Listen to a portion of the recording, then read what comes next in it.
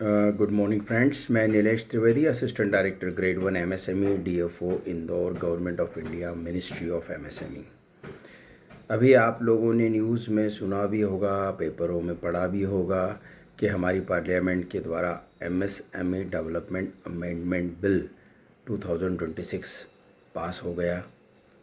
उससे जुड़े हुए कुछ प्रावधान, जिसमें कुछ बदलाव भी है, कुछ स्ट्रेंथनिंग है एमएसएमई सेक्टर को, तो मैं थोड़ा सा उसका हाइलाइट्स और की पॉइंट्स कुछ डिस्कस करना भी चाहूँगा और आप लोगों को बताना भी चाहूँगा।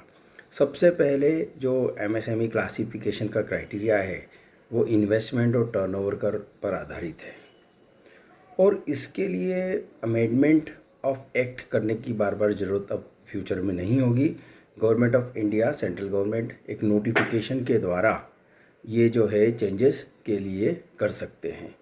तो ये एक थोड़ा सा फ्लेक्सिबिलिटी भी दिया है भारत सरकार को ने मिनिस्ट्री ऑफ एमएसएमई को। इसके अलावा एक नेशनल डिजिटल प्लेटफॉर्म भी बनेगा जिसमें उद्यम रजिस्ट्रेशन का पूरा के पूरा ऑनलाइन सिस्टम रहेगा और अभी भी चल ही रहा है, पर एक सिस्टमैटिक नेशनल डिजिटल प्लेटफॉर्म के द्वारा उद्यम रजिस्ट्रेशन किया जा सकता है। साथ ही स्टेट गवर्नमेंट्स को भी एनकरेज किया जाएगा कि वह इस प्रकार के डिजिटल प्लेटफॉर्म्स डेवलप करे ताकि एमएसएमई आराम से अपना उद्यम रजिस्ट्रेशन करके अपने बिजनेस को स्टार्ट कर सके। एक इम्पॉर्टेंट कॉन्स्टिट्यूएंट है कि सेंट्रल पब्लिक सेक्टर अंडरटेकिंग्स जो हैं, जो एमएसई सप्लायर्स से प्रोक्योरमेंट करते हैं गुड्स और सर्विसेज का, तो उनका जो पेमेंट है वो एक आरबीआई के द्वारा रेगुलेटेड TREDS मैकेनिज़्म से होता है। तो वो जो जितने भी सेंट्रल गवर्नमेंट के PSCs हैं, पब्लिक सेक्टर एंटरप्राइजेस हैं, उनको मैंडेटरीली जो है ट्रेड्स के थ्रू ही सप्लायर्स को पेमेंट करना होगा। इससे क्या होगा कि एमएससी सप्लायर्स या एमएसएमई सप्लायर्स को जो है लिक्विडिटी का जो क्रंच होता है कि उन्होंने गवर्नमेंट को सामान दे दिया लेकिन गुड्स और सेवा देने के पश्चात पेमेंट में टाइम लग रहा है, तो इसमें टाइम नहीं लगेगा और आराम से उनको पेमेंट थ्रू TRDS मैकेनिज़्म हो जाएगा। इसके अलावा एक आप तो जानते हैं कि एक डिलेड पेमेंट बहुत बड़ा इशू है और डिलेड पेमेंट कई सालों तक चलता है, तो उसको एड्रेस करने के लिए इस एक्ट में कुछ टाइम लिमिट्स दी गई हैं। जैसे मीडिएशन यदि कुछ होगा तो उसका लिमिट है 90 डेज़ और यदि मीडिएशन के साथ आर्बिट्रेशन भी है तो आर्बिट्रेशन 30 डेज़ में कंप्लीट करना पड़ेगा और आर्बिट्रेशन अवार्ड्स यदि दोनों प्लेडिंग्स कंप्लीट हो गई तो आर्बिट्रेशन अवार्ड को भी 90 डेज़ में कंप्लीट करना होगा। तो ये टाइम लिमिट इम्पॉर्टेंट है कि अभी जो है कई केसेस वर्षों से चल रहे हैं, तो ये मैक्सिमम देखा जाए तो 210 डेज़ में सारी की सारे केसेस क्लोज होंगे।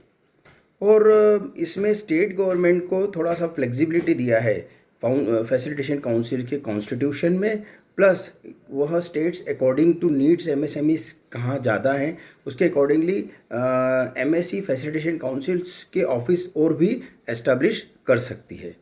तो ये एक बहुत अच्छा इनिशिएटिव है। साथ ही आप तो जानते हैं कि एमएसएमई के डिलेड पेमेंट के लिए ODR पोर्टल ऑलरेडी जो है कार्य कर रहा है, ऑनलाइन डिस्प्यूट रेजोल्यूशन ODR, जिसमें एमएसईज को ऑनलाइन ही सारे कार्य होता है, फिजिकल का इसमें कुछ भी रोल नहीं रहता है।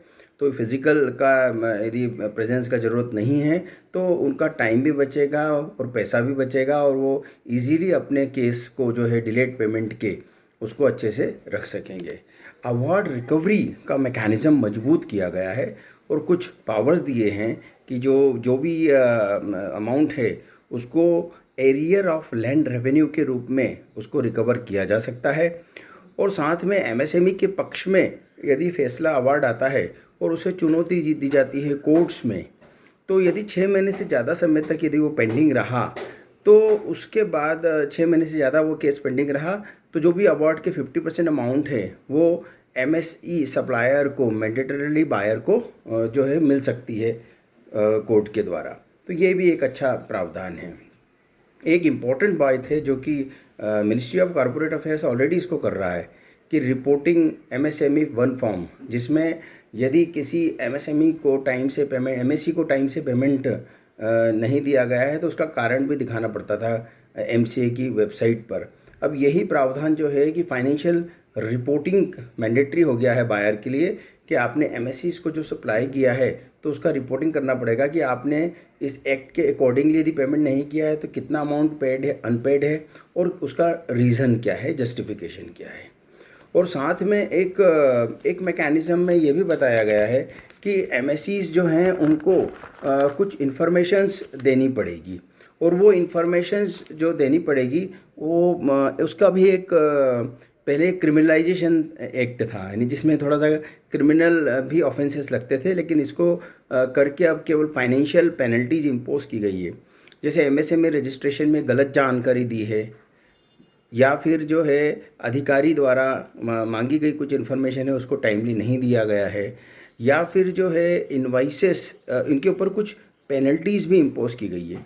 फर्स्ट जो है दोनों ही केस में जो पेनल्टी है, फर्स्ट वार्निंग है, और सेकंड में जो है 1000 से 50,000 रुपीज़ का पेनल्टी है। और इसके अलावा जो अनपेड एमएससीज हैं जिनके इन्वाइसेस अनपेड हैं उनका रिपोर्टिंग भी मैंडेटरी है। उसमें भी यदि टाइमली आपने नहीं किया तो वार्निंग इशू होगी। वार्निंग इशू होने का सब्सिक्वेंट में 10,000 से 50,000 का सेकंड जो है पेनल्टी रहेगा, और सब्सिक्वेंट यदि रिपोर्टिंग नहीं हो रहा है तो 50,000 से 1 लाख का पेनल्टी लगेगा। और इन सब की जो पेनल्टी का अधिकारी हैं वो विकास आयुक्त एमएसएमई होंगे और वही इसको डिसाइड करेंगे।